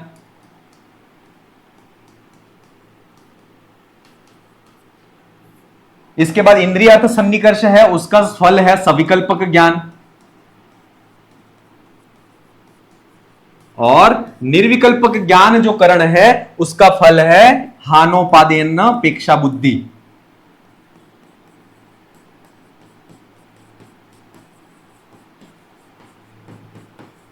क्लियर? ये डायग्राम आपको बहुत अच्छी तरह से याद हो जाना चाहिए। 3 करण, 3 करणों का अवांतर व्यापार क्या है और तीनों करणों का फल क्या है। यहां से निश्चित तर्क भाषा में से प्रश्न पूछा जाता है। 6 प्रकार का जो इंद्रियार्थ सन्निकर्ष है वहां से भी आपको प्रश्न, 6 प्रकार के इंद्रियार्थ सन्निकर्ष कौन से हैं, उनके क्रम से नाम, उनके क्रम से उदाहरण, ये चीज भी आपको पता होनी चाहिए। अब प्रश्न ये पूछा गया है कि इंद्रियार्थ सन्निकर्ष से अवांतर व्यापार अस्ति, तो इंद्रियार्थ सन्निकर्ष ये इसका अवांतर व्यापार क्या है, तो इसका अवांतर व्यापार है निर्विकल्पक ज्ञान। तो इसका सही आंसर होगा वह होगा विकल्प 2 जो है वह इसका सही आंसर होगा। चलिए आगे बढ़ते हैं। चार्वाक दर्शन किमर्थम आकाश महाभूतस्य सत्ता न स्वीक्रियते, चार्वाक दर्शन जो है वो आकाश की सत्ता को स्वीकार क्यों नहीं करता है, यतो ही प्रत्यक्षेण तस्य सिद्धिर्भवति, यतो ही अनुमानेन तस्य सिद्धिर्भवति, यतो ही आकाश महाभूतस्य किंचिदपि किंचित कार्यम नास्ति अव्यय अवयवी संबंध अभावात्, है ना। तो यहां पर इसका सही आंसर है कि यतो ही अनुमानेन तस्य सिद्धिर्भवति, क्योंकि आकाश महाभूत है। चार्वाक मतानुयायी चार महाभूत को स्वीकार करते हैं, आकाश को स्वीकार नहीं करते। आकाश की सत्ता को स्वीकार इसलिए नहीं करते हैं क्योंकि 4 जो महाभूत हैं उनकी तो सत्ता प्रत्यक्ष प्रमाण के द्वारा सिद्ध होती है। प्रत्यक्ष एक ही प्रमाण को चार्वाक जो दर्शन है वह चार्वाक दर्शन मानता है, और आकाश जो महाभूत है उस आकाश महाभूत की सत्ता जो है वह अनुमान प्रमाण के द्वारा सिद्ध होती है। अनुमान प्रमाण को ये मानते नहीं है, क्यों, इसलिए वह आकाश महाभूत को भी नहीं मानते। यतो ही अनुमानेन तस्य सिद्धिर भवति, क्योंकि उसकी अनुमान के द्वारा सिद्धि होती है, इसलिए आकाश जो है वह उस आकाश को महाभूत नहीं मानते हैं। नास्तिक शिरोमणि दर्शनम अस्ति, देखिए आस्तिक दर्शन और नास्तिक दर्शन 2 प्रकार के दर्शन हैं। वेदों की सत्ता को स्वीकार करने वाले आस्तिक, 6 प्रकार के दर्शन आस्तिक दर्शन। नास्तिक दर्शन जो वेदों की सत्ता को स्वीकार नहीं करते हैं वह नास्तिक दर्शन। नास्तिक दर्शन में 3 दर्शन है, जैन दर्शन, बौद्ध दर्शन और चार्वाक दर्शन। उन तीनों नास्तिक दर्शनों में जो नास्तिक शिरोमणि संज्ञा को प्राप्त है ऐसा दर्शन कौन सा है, तो ऐसा जो दर्शन है वह चार्वाक दर्शन कहा गया है। विकल्प 1 जो है वह इसका सही आंसर है। देहातिरिक्तम आत्मनि प्रमाणा अभावात इति कस्य मतम, ये किसका मत है कि देह के अतिरिक्त जो है वह आत्मा जो है वह है नहीं। क्यों नहीं है कि प्रमाणा अभावात, अर्थात प्रमाण, ऐसा कोई भी प्रमाण नहीं है कि जो कि देह के अतिरिक्त आत्मा की सत्ता को सिद्ध कर सके, ऐसा कोई भी प्रमाण नहीं है। इसलिए देह विशिष्ट एवं आत्मा, ये क्या कहते हैं, विशिष्ट देह एवं आत्मा,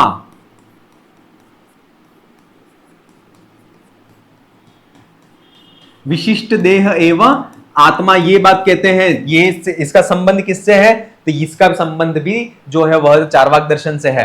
तो देहातिरिक्त आत्मनि प्रमाणा अभावात इति कस्य मतम, ये मत किसका है, तो ये मत जो है वह विकल्प 3 चार्वाक दर्शन जो है उस चार्वाक दर्शन का मत है। विकल्प 3 जो है वह इसका सही आंसर है। चार्वाक दर्शन कस्य प्रमाण से खंडने प्रसिद्धम, तो वैसे ही मैंने बता दिया था, प्रत्यक्ष प्रमाण की सत्ता को स्वीकार करते हैं, अनुमान प्रमाण के खंडन में यह जो है चार्वाक दर्शन वह प्रसिद्ध है। जगत सत्यम मन्यते, जगत को सत्य कौन मानता है, तो जगत को सत्य जो है वह चार्वाक मतानुयायी जो है वह जगत की सत्ता को ही मानते हैं। विकल्प 3 जो है वह इसका सही आंसर है। सत्कार्यवादे उत्पत्ति पूर्व कार्यम कीदृशम, सत्कार्यवाद में जो कार्य है वह उत्पत्ति से पहले कैसा रहता है, तो वह अव्यक्त रूपेण सत, है ना, वह कैसा रहता है, अव्यक्त रूप में, सत रूप में वह अपने कारण में विद्यमान रहता है। तो अव्यक्त रूपेण सत, विकल्प 4 जो है वह इसका सही आंसर कहा गया है। चलिए आगे अगला क्वेश्चन है, समन्वयात् किम सिद्ध्यति, अब समन्वय की इस हेतु के द्वारा किसकी सिद्धि कही गई है, तो इसके लिए भेदानाम परिमाणात् समन्वयात् शक्तितः प्रवृत्तेश्च कारण कार्य विभागात् अविभागात् वैश्वरूपस्य। अब यहां पर यह कहा जा रहा है कि भेदों के परिमाणात्, भेदानाम परिमाणात् समन्वयात् शक्तितः प्रवृत्ति, शक्ति के अनुसार प्रवृत्ति, कारण कार्य विभागात् और अविभागात् विश्वरूपस्य, ये 5 हेतु है। भेदानाम परिमाणात्, समन्वयात्, शक्तितः प्रवृत्तिश्च, कारण कार्य विभागात्, अविभागात् विश्वरूपस्य, ये 5 हेतु जो है, जो 5 हेतु किसकी सत्ता को सिद्ध करते हैं, तो प्रकृति की सत्ता को सिद्ध करने वाले 5 हेतु हैं। किसकी सत्ता को, प्रकृति की सत्ता को सिद्ध करने वाले 5 हेतु हैं। पुरुष की सत्ता को सिद्ध करने वाले भी 5 हेतु हैं, है ना, संघात परार्थत्वाद, इस तरह से 5 हेतु उसके भी बताए गए हैं। तो प्रकृति की सत्ता को सिद्ध करने वाले 5 हेतु हैं। तो इसमें यह पूछा गया है कि समन्वयात इस हेतु के द्वारा किसकी सिद्धि हो रही है, तो इसके द्वारा जो है वह प्रकृति की सिद्धि हो रही है। विकल्प 2 जो है वह इसका सही आंसर है। ग्रीम महोदयस्य प्रथम वर्ण परिवर्तन नियमानुसारम घोष अल्प प्राण ध्वनयः कस्मिन् वर्णे परिवर्तिता भवन्ति। अब ये आपको ग्रीम महोदय, ग्रासमान महोदय, वर्नर महोदय, इनके क्वेश्चन आपको बार बार पूछे जा रहे हैं, क्योंकि इनके वर्ण परिवर्तन आपको पता होना चाहिए, कौन सा वर्ण परिवर्तन किसके अनुसार किस प्रकार से होता है। तो यहां पर जो है वह ग्रीम महोदय जो है, उन ग्रीम महोदय का ध्वनि वर्ण परिवर्तन का जो नियम है उसका क्वेश्चन यहां पर पूछा जा रहा है। तो उसमें जो है वह घोष महाप्राण ध्वनि,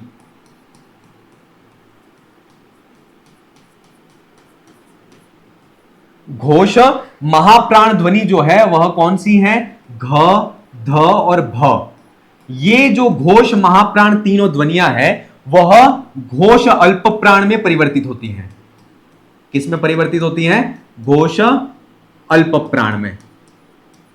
और घोष अल्प प्राण ध्वनियां कौन सी हैं, ग, द और ब। अब घोष अल्प प्राण ध्वनि, घोष अल्प प्राण ध्वनि कौन कौन सी है, ग, द, ब। घोष अल्प प्राण ध्वनि ग, द, ब जो है वह अघोष अल्प प्राण, अघोष अल्प प्राण क, त, प, अघोष अल्प प्राण क, त और प में परिवर्तित हो जाती है। और अघोष अल्प प्राण ध्वनि जो है, अघोष अल्प प्राण ध्वनियां हैं जिसका नाम है क, त और प। तो ऐसी अघोष अल्प प्राण ध्वनियां क, त, प जो है वह अघोष अल्प प्राण में, अघोष महाप्राण में, अघोष महाप्राण ख, थ और फ में परिवर्तित हो जाती है। क्लियर। घोष महाप्राण ध्वनि घ, द, भ जो है वह घोष अल्प प्राण, ग, द, ब में घोष अल्प प्राण, अघोष अल्प प्राण में, अघोष अल्प प्राण जो है वह अघोष महाप्राण में परिवर्तित होते हैं। यहां प्रश्न पूछा गया है घोष अल्प प्राण ध्वनि, घोष अल्प प्राण ध्वनि है ये, घोष अल्प प्राण ध्वनि जो है वह अघोष अल्प प्राण में, अघोष अल्प प्राण में परिवर्तित हो जाती है। विकल्प 1 जो है वह इसका सही आंसर है। ठीक है, चलिए अगले क्वेश्चन की तरफ बढ़ते हैं। चेरो की भाषा अस्ति, चेरो की जो भाषा है वह कैसी है, तो चेरो की जो भाषा है वह प्रश्लिष्ट योगात्मक है ना। चेरो की भाषा एस्किमो है, इसके बाद चेरो की है, बास्क भाषा है, ये कैसी है, तो ये जो तीनों भाषाएं हैं, एक तो है चेरो की,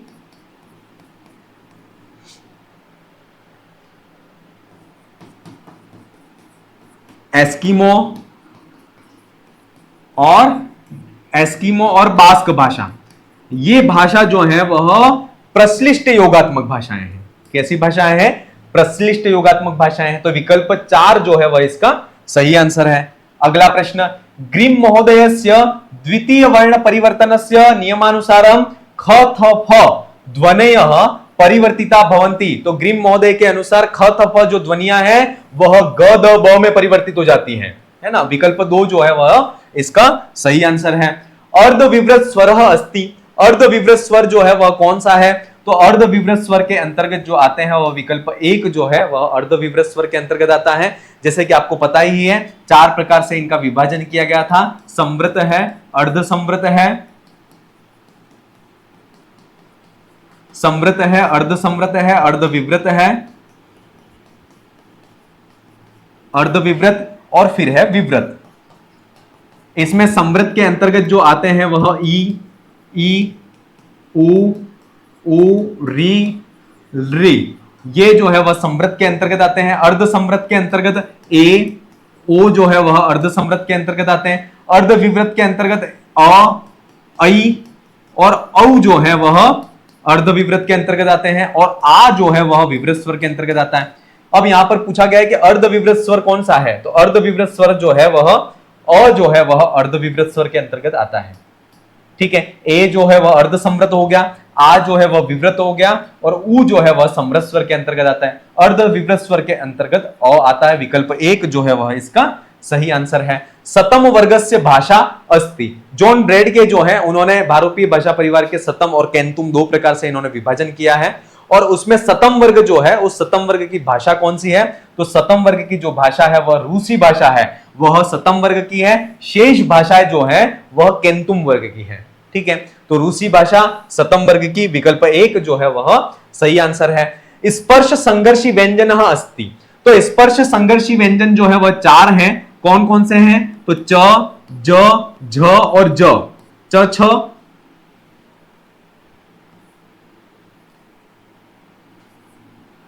च, छ, ज और झ जो है वह स्पर्श संघर्षी व्यंजन है। तो विकल्प तीन जो है वह इसका सही आंसर है। क, ख स्पर्श व्यंजन है, ये संघर्षी व्यंजन है, ड, ढ उच्छिप्त व्यंजन है, च और ज जो है वह स्पर्श संघर्षी व्यंजन के अंतर्गत आते हैं। विकल्प तीन जो है वह इसका सही आंसर है। बहिर्मुखी संयोगात्मक भाषाय उदाहरणम अस्ति। बहिर्मुखी संयोगात्मक भाषा का उदाहरण कौन सा है, ये यहां पर पूछा जा रहा है। तो इसका बहिर्मुखी संयोगात्मक भाषा का जो उदाहरण है वह लेटिन भाषा है। कौन सी भाषा है? लेटिन भाषा। विकल्प एक जो है वह इसका सही आंसर है। अगला, भाषा यहां आकृति मूलक वर्गीकरण से आधार नास्ति। तो भाषा का आकृति मूलक वर्गीकरण का आधार जो है वो रूपात्मक है, पदात्मक है और रचनात्मक है। ध्वन्यात्मक जो है वह भाषा का आकृति मूलक वर्गीकरण का आधार नहीं है। विकल्प तीन जो है वह इसका सही आंसर है। अगला प्रश्न, सांख्य कारिकानुसारम। सांख्य कारिका जो है उस सांख्य कारिका के अनुसार सतः सत जायते। विकल्प एक जो कि सांख्य दर्शन का बहुत प्रसिद्ध सिद्धांत है, सतः सत जायते, विकल्प एक जो है वह इसका सही आंसर है। अगला प्रश्न, पूर्व प्रत्यय प्रधान भाषा का। पूर्व प्रत्यय प्रधान जो भाषा है वह बांतु भाषा जो है वह पूर्व प्रत्यय प्रधान है। अश्लिष्ट योगात्मक जो भाषा है उस अश्लिष्ट योगात्मक भाषा को चार प्रकार से बांटा गया है और अश्लिष्ट योगात्मक भाषा को प्रत्यय प्रधान भाषा भी कहते हैं। क्या कहते हैं? प्रत्यय प्रधान भाषा भी कहते हैं। और अश्लिष्ट योगात्मक जो भाषा है उसको चार प्रकार से जो है वह बांटा गया है। पूर्व प्रत्यय प्रधान, मध्य प्रत्यय प्रधान, अंत प्रत्यय प्रधान और पूर्वांत प्रत्यय प्रधान। इस प्रकार से इस अश्लिष्ट योगात्मक भाषा को चार प्रकार से बांटा गया है और जिसमें पूर्व प्रत्यय प्रधान जो भाषा है वह बांटू भाषा जो है वह पूर्व प्रत्यय प्रधान के अंतर्गत आती है। अगला अंतिम क्वेश्चन है, चार्वाक दर्शनस्य प्रवर्तकः अस्ति। चार्वाक दर्शन जो है उस चार्वाक दर्शन का प्रवर्तक जो है वह कौन है? तो बृहस्पति जो है वह चार्वाक दर्शन के प्रवर्तक हैं। बृहस्पति के द्वारा प्रवर्तक जो धर्म है उसको बारहस्पत्य दर्शन कहा गया है, इसलिए चार्वाक दर्शन का अपर नाम जो है वह बारहस्पत्य दर्शन भी मिलता है। ठीक है, ये इस प्रकार से भाषा विज्ञान, सांख्य कारिका, तर्क भाषा, चार्वाक दर्शन के जो टेस्ट हुआ था उसका टेस्ट का सॉल्यूशन हमने आज की क्लास में कंप्लीट किया। अगले टेस्ट के सॉल्यूशन के साथ में फिर मिलेंगे। आप अपनी तैयारी को अनवरत रूप से जारी रखें। धन्यवाद।